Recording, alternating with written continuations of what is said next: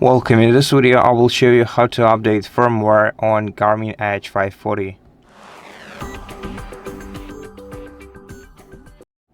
So if you want to update firmware directly on your Garmin Edge 540, then you're gonna have to start by scrolling down until you reach the menu section. Select menu. Oops, I accidentally clicked back. Select menu, then scroll down to system and open system settings.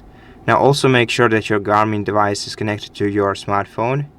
Now in system, we're gonna have to scroll down to about section and open it, and here we'll be able to check for updates by tapping right here. Then you're gonna have to wait until your device finds an available Wi-Fi network, connects to it, and finds an available update to download.